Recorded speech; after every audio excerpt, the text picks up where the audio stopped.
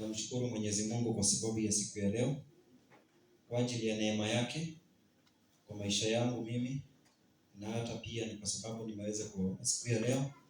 Mungu ametukutanisha tena ni kwa sababu ya mapenzi yake, ni kwa ajili ya neema yake, ni kwa ajili ya huruma zake kwa maisha yangu mimi na hata kwa maisha yako wewe. Bwana Yesu asifiwe sana. Amen. Nimeokoka asubuhi ya leo.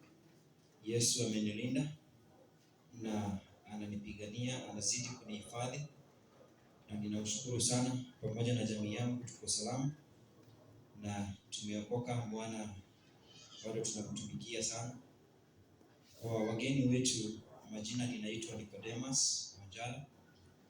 Haya ndio majina yangu, na mimi ninahudumu hapa kwenye haya madhabahu nikiwa chini ya watumishi wa Mungu mahali hapa, katika jina la Yesu Kristo. Amen. Amen.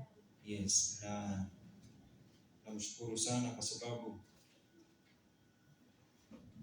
mmeweza kufika siku ya leo, kwa kukuja kwenu kuweza kuweka mambo yenu yote kando, uweze kuja katika nyumba ya Mungu kwa sababu ya kusikiliza kutoka kwa Mungu. Bwana asifiwe sana. Amen. Na pia ninashukuru kwa sababu ya hii nafasi ambayo nimeweza kupewa ili nikaweze kusimama mbele yenu siku ya leo, ili tukaweze kujifundisha neno kwa pamoja. Kwa hivyo tutaweza kujifundisha kutoka kitabu cha Mambo ya Malawi, Mambo ya Walawi ama Leviticus na Kizungu, Leviticus chapter 17.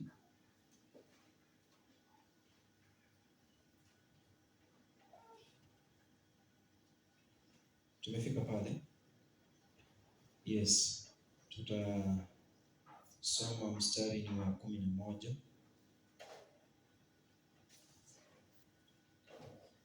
Kabla ya kufika pale, wacha kwanza tuweze kuomba, alafu tuweze kuendelea. Baba Mungu mtakatifu, tunakushukuru mfalme wa ajabu kwa neema na rehema zako nyingi. Bwana Jehova, ndio maisha yetu, umetuongoza, umetupigania, umekuwa Bwana hifadhi letu, umeweza kuwa kiongozi ndani ya maisha yetu. Bwana, umekuwa msaada wakati tunakuhitaji. Yesu Jehova, tazama imefika wakati mwingine wa kuweza kusikia neno lako. Jehova mfalme, tunakushukuru, tunakuinua, tunakutukuza Bwana. Tunaomba ya kwamba hili neno likapata nafasi ya kwanza ndani ya mioyo zetu, likaweze kupata udongo mzuri Jehova, ulio na unyevunyevu Jehova, ili kwamba likaweze kuota na likaweze kuzaa mche ambao utazaa matunda Bwana, kwa utukufu wa jina lako Yesu, ya kwamba shetani asipate nafasi yoyote ya kuweza kuliondoa ndani ya maisha yetu, katika jina la Yesu. Utaweza kutembea na hilo andiko Bwana, ili kuweza kubariki na kukuza maisha ya kila mtu mahali hapa siku ya leo Bwana, ni katika jina kuu la Yesu Kristo tumeomba na kuamini. Amina. Na nitaweza kusoma ni Leviticus chapter 17 verse 11.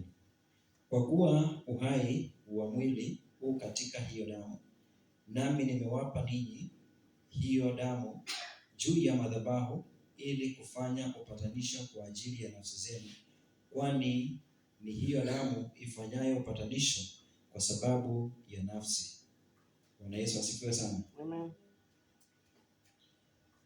Mstari wa 12 ukasema, kwa hiyo naliwaambia wana wa Israeli, hapana mtu miongoni mwenu aliye na ruhusa ya kula damu, wala mgeni aliye kati yenu asile damu. Bwana Yesu asifiwe. Amen.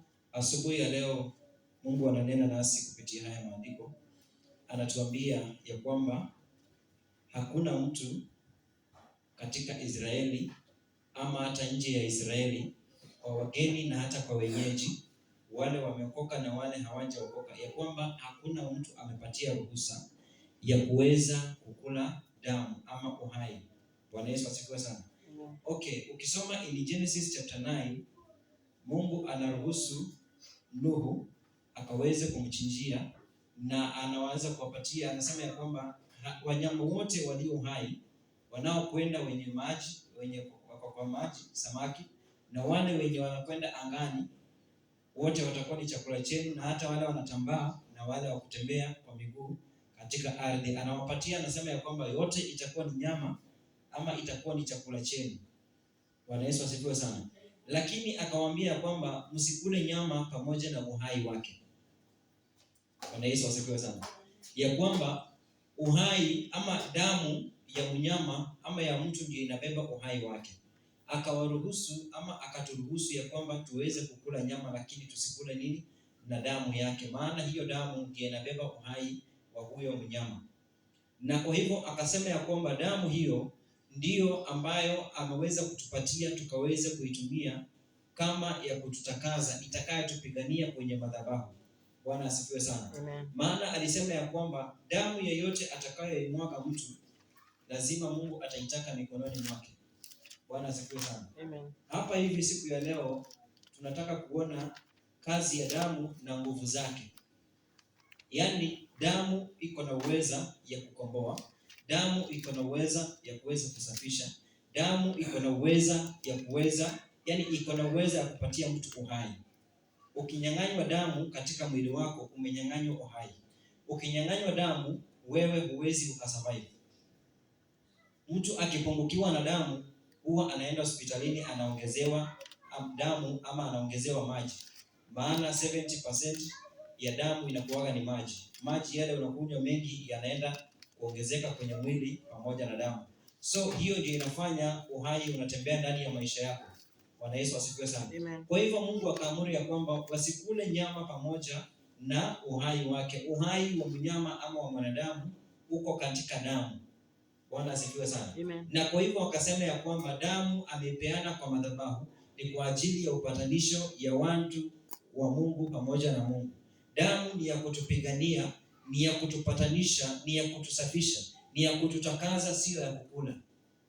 Bwana asifiwe sana. Amen. Tumepewa nyama kwa sababu ya chakula chetu cha tumbo, lakini damu tumepewa kwa sababu ama kwa manufaa yetu ya kiroho.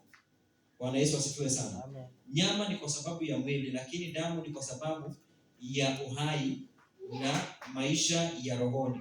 Inatusafisha dhambi zetu, inatutakaza, inatukomboa. Ndiyo Yesu alimwaga msalabani, na hiyo ndiyo ambayo tunaipigania ama tunairudia siku ya leo, ya kwamba ikaweze kufungua maisha yetu kila mmoja wetu.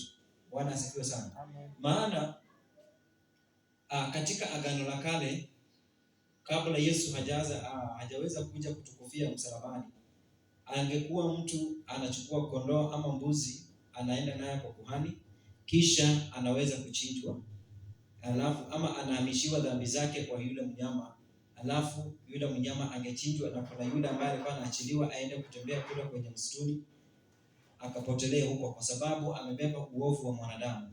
Bwana asifiwe sana. Ni kwa sababu dhambi, yani damu ilikuwa ni ya kusafisha uovu ama ni ya kubeba dhambi ya mwanadamu.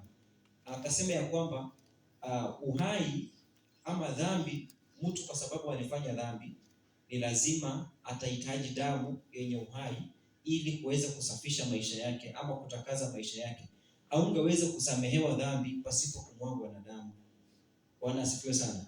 Na kwa hivyo Mungu alikuwa ameruhusu ya kwamba ungechinjwa kondoo ama mbuzi ama mnyama kwa sababu ya kumwaga damu, kwa sababu uweze kukombolewa wewe, na kuhani angeweza kufanya hiyo ibada ya kufanya upatanisho kati ya wewe na Mwenyezi Mungu kupitia yule mnyama, na ya kwamba damu yake ingemwagika pale kwenye madhabahu ili ukaweze kusamehewa ama kusitiriwa dhambi zako. Bwana asifiwe sana. Amen. Lakini sasa katika Agano Jipya sasa hivi hatuhitaji tena kuchinja kondoo wala mbuzi ama mnyama yeyote, ni kwa sababu deni ambayo tulikuwa tunadaiwa, ambayo ni deni ya dhambi, Yesu aliweza kutukufia msalabani, na Yesu mwenyewe akaweza kutukomboa. Yesu mwenyewe aliweza kutununua kwa dhamani ya damu yake. Bwana asifiwe. Ni kwa ajili hakungekuwa na damu yeyote ama mtu yeyote ambaye angekuwa na uwezo wa kuweza kutukomboa kupitia damu. Maana